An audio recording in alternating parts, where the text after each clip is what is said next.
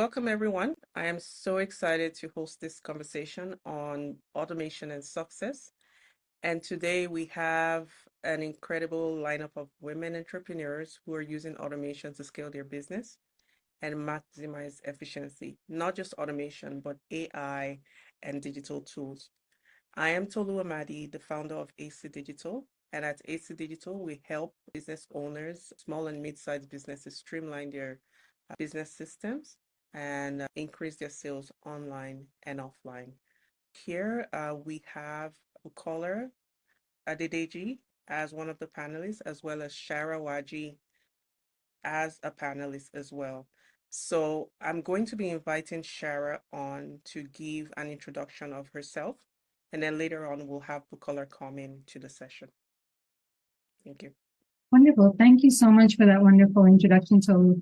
So I am, as Tolu mentioned, Shara Wajih, founder and I guess a visionary for a couple of different entities here. So Constructschon, Sustainable Urban Development, where we primarily offer project and land development for business owners.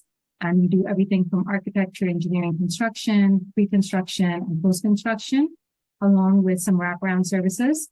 I do have one or two other initiatives as well. One is Lunch with Power, where we bring together women in business to collaborate and co-create.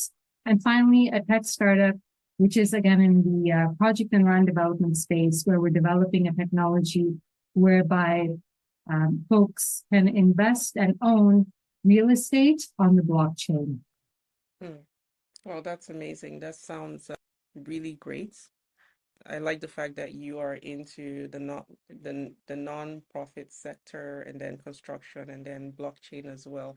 Can you maybe elaborate on, what each of these things are to us and how maybe you've used AI, automation, or digital transformation to help any or all of these outfits succeed? Yeah, definitely. I mean, we're using AI quite heavily in our core business, Constructschon, Sustainable Urban Development, really to sort of bring efficiencies to the table. We operate in an old-fashioned traditional industry, which is a construction space, and really being able to be agile and do research quickly and look at market trends and look at market entry strategies are kind of some of the areas that I've been working on with AI. And that's really helped our processes sort of streamline and accelerate some of, let's say like the traditional slow way of doing things. Yeah. So when you say market strategies, would you say in terms of prompt engineering and getting AI to create a certain strategy for you, or is there more to it? Are you using it in a way that it connects with other tools or with? Yeah, it's an interesting question because I usually say to folks that I am really not tech savvy whatsoever. I tend to be quite tech allergic, actually. So I have that aura similar to the beginning of this meeting where, everything kind of glitches out. It's like, well, it was working fine 2 seconds ago and now it's not. So yeah, I am very tech adverse, but because of that, in my inherent nature, I try very hard to adopt technology. And that we've done some of that is, of course, we've been using, the chat GPTs and the Jasper and a couple of the other generative AI tools to really get some of the thinking down and sort of educate them on, how we're doing things internally to the business, how we think, what our language is, what our messaging is, what our values are. But then I've been experimenting actually with, something like Sintra.ai, which is really kind of a suite of agents or bots and utilizing them as my team because, we're a very tiny team here. We do like big, heavy projects, but at the same time, we need capacity, right? We need hands and feet and arms and legs and brains and people who know how we think. So it's been interesting to play around with Sintra to utilize the different agents to do different things. And just last week, or in the last couple of weeks, I've completed a market entry strategy, which is not just a strategy, right? Because I'm looking at generating lists and delegating and looking at what a particular market has as their opportunities and weaknesses and where we could shine, what could be the pricing models. So it's Mhm. really done a deep dive, and while I say, I've worked in the last couple of weeks, if I dedicated 2 days to that activity, I think I would have gotten, all of that out of there, but I was sort of like chopping my time up, half an hour here, half an hour there. Yeah. No, that's interesting. Yeah. Have you seen a shift in revenue or client experience or let's say operational efficiency? Yeah, I mean, right now, because of our industry being so cyclical, right? Like we're Mhm. very much at the mercy of the market and the weather and things like that when we come into Yeah. build. And also with our economy the way it is right now, and sort of the concerns with, what's happening in the US and what's being said and, how Yeah. it's playing out here in Canada. So Hmm. definitely we're very much prone to those types of factors. So the biggest efficiencies that I'm seeing right now are operational. So in our processes, in our operations, in our decision making. And, while I say strategic, like I'm a very tactical person, I love the strategic work, but I like the Hmm. implementation of like, okay, great, we've talked about it, we figured it out. Now what do we do with it, right? Yeah. And let's implement, let's see how this plays out. Yeah. So it's kind of coming into that now. So we're just rolling out the market entry strategy for Ontario, actually. And we've got like a specific geographic region that we're focusing on, specific kinds of projects, specific kind Mhm. of tell. So we're hoping to, have that sort of roll out full stream in the next couple of weeks. So I'll have more to report back on for sure. Wow. Wow. Yeah. Oh, I just have another question for you in this segment. What's one tool that you swear by? That's that's a good question. I don't know that there is one tool. I mean, I know like I haven't yet played with DeepSeek and Quen and things like that, which I'd like to. I'm very itchy. Like I want to give them a try. I Mm, rely heavily on ChatGPT, and I also did in the past rely quite a bit on ClickUp. So ClickUp has a lot of AI capabilities because we do a lot of project management, and then occasionally mm, we have more teams and integrated teams. yeah. So that was quite useful in the past for those types of integrations. But yeah, it's a hard one to say what my go-to would be. I think, Hmm. you know, people don't realize like AI and automation is now so much part of everyday life. So like if you're Yeah, on Microsoft, 365, you're using AI. If you're in Google, you're using exactly. AI.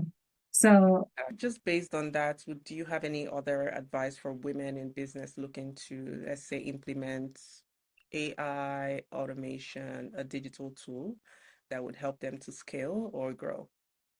yeah, I mean, unless you have a lot of time and you're just a very curious person, I'd recommend getting really focused and really thinking carefully about where do you actually think AI automation could help you, right? So looking at prioritizing what some of those tasks or activities might be, start small. Because Mm. once you start playing around with the tools, you always end up down a rabbit hole. I don't know about you guys, but I mean, Yeah, I go off on these it's tangents the and it's like, same. oh, Yeah. look at this cool thing it can do too. So I think, really having that punch list, starting off small, focusing on the ease of use, right?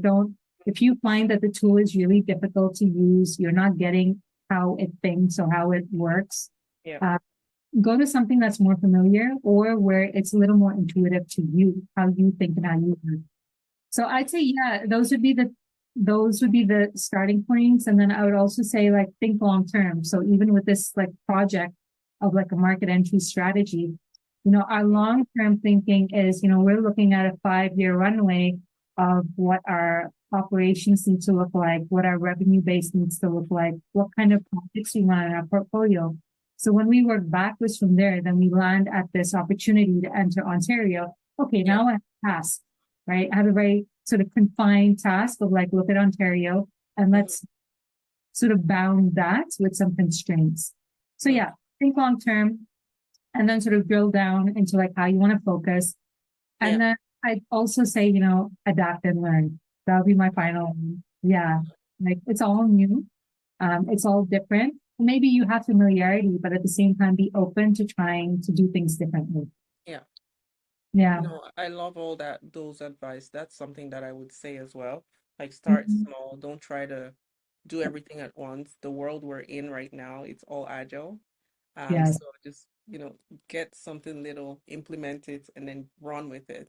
But then if you try to say, no, I need to implement section A, section B, so maybe my booking system, my operation system, my feedback system all at once, then you're gonna get overwhelmed. So I really like that advice where you said start small, don't get into a rabbit hole. Very important. So thank you so much for that. One more question for you. I promise this is the last one.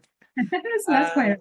so, we have the International Women's Day this month, and this year's theme is all about advancing equity and innovation. So how do you see automation, AI, and digital tools as a game changer for women in business?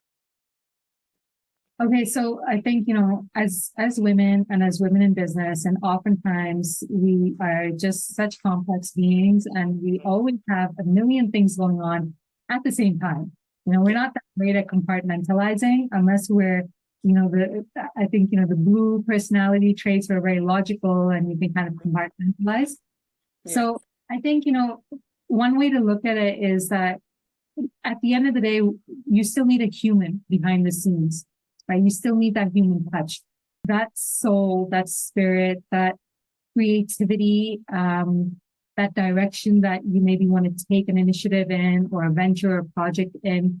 It's coming from you. It's coming from the human being, right? And then when you look at the AI or the automation, then they just merely become tools, right? It's yeah, very smart, able, capable tools.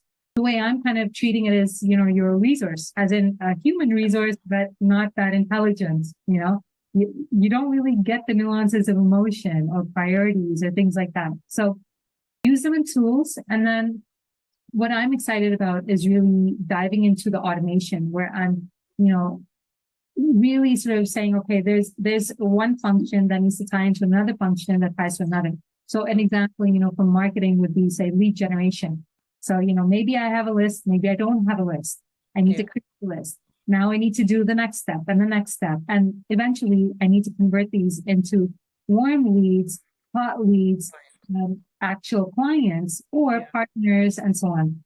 yeah, So comes to the question of equity, I think it's going to make our lives easier, but we have a learning curve, right? mm, We need to understand what is our process, what is our methodology, what mhm, is our philosophy, mhm, and then impart that or imprint that upon the tools that we're using so that we can gain those efficiencies. And when we're efficient, that means we're able to do bigger tasks, higher level work, and potentially open the doors to more clients, more partners, more investors, different kinds of projects, or maybe take those projects deeper than we would have been able to without these tools on hand. So, and for the most part, a lot of them are still free. So leveraging that, in your toolkit. mm, that is really good. I was speaking with someone in accounting, and one thing that this person was saying was that, if AI comes in and all of these tools come in, that they're not going to be able to, then what do they need them for? And I just wondered to myself, saying, would AI just write itself, right? Yeah. Would automation just workflow itself, you know? Yeah, I mean, I Um, think if you're a fan of science fiction, yeah, so if you read like the Isaac Asimov and the H.G. Wells, and and I'm sure we have authors on African and Asian subcontinent and South American continents who also have been writing about science fiction, but it's about the imagination, right? So what these Western authors foretold, say, gosh, 30, 40 years ago, like I was just a child, and these were already classics at that point in time. yeah, So what they imagined became reality. So sure, maybe there will be a time like Dune, right? Like if you've ever yeah, seen the movie Dune or read the book, yeah, where that fantasy becomes a reality. But we have a long ways to go yet. And even in those sure. movies, even in those books, the human being was still in control. It wasn't like the robots took over entirely, Yeah, There's some yeah. more brilliant stories Maybe there we're too. trying to But slow down the long way. yeah, I don't think people are going to lose their jobs. This is what I think. Like the jobs will evolve, the Hmm. roles will evolve. Mm, We're implementing these tools and maybe designing, of course, designing the tools and monitoring and ethics. Ethics and privacy is a big area, right? Like biases and things like that. true. So, yeah. Yeah.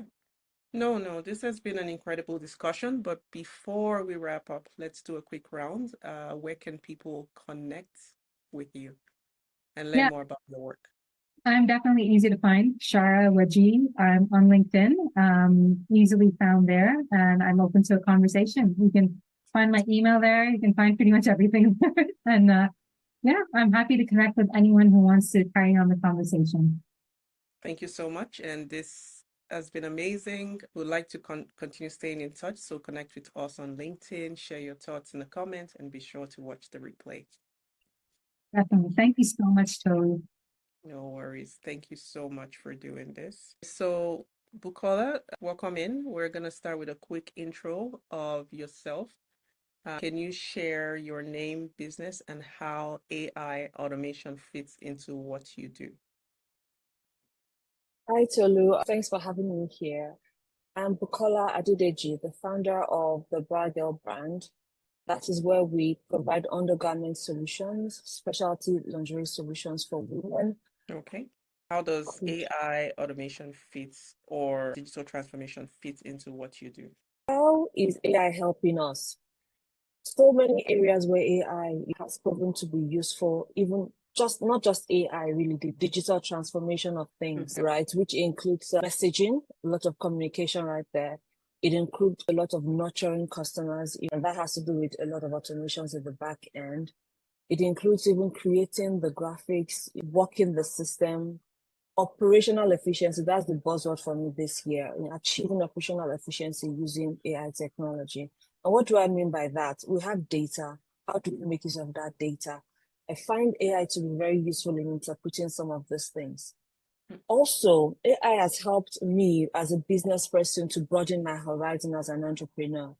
Initially, when we started having this AI come up, I'm like, okay, what can it really do? And then you ask a question and then it just opens that up for you. I'm like, that's another perspective. Oh, I didn't know that existed, really. So I see it a lot as a data, an aggregation of a lot of information where if you're able to go in there and pull that information systematically, we can actually leverage that for progress. So for me, it has helped to broaden my horizon in how I think about my clients, for instance, how I can achieve coherence in my messaging, so that has really helped me. It's also, so many things coming out of there, but yeah, I could say that for now. Okay. Can you share a specific way where it has really transformed your business? Maybe tell us a story. I could say this about ChatGPT, for instance. ChatGPT, I use ChatGPT for a lot of things. I check my grammar for grammar typos in my messaging. I use ChatGPT to ideate sometimes. Right now, I used to do a lot more of that, but I found out that just like Shara said, sometimes it can lead you down a rabbit hole. So what I then do is try to first put my ideas down and then check for coherence, check for congruence, and see what's out there, so that I'm going in with my own depth of information and I'm like comparing with what we have out there.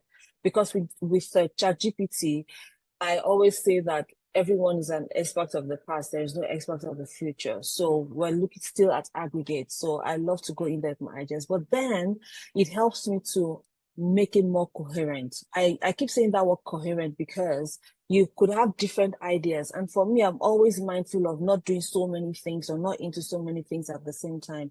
I have found ChatGPT to be useful for bringing them together into a flow. Right. So you see me asking like really simple tasks like make this coherent, or is this grammatically correct? Is this congruent? Like, is it true? And things like that. So some basic tasks like that. And then to setting up, okay, how do I build this customer journey? What do I need to do to get this to this finish line?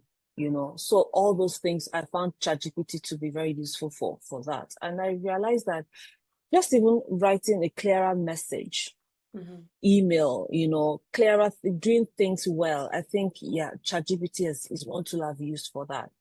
Okay. No, I really like that you have that tool that stands out for you. and that really helps with a lot of things, especially with customer journey. If you don't mind me asking, what tool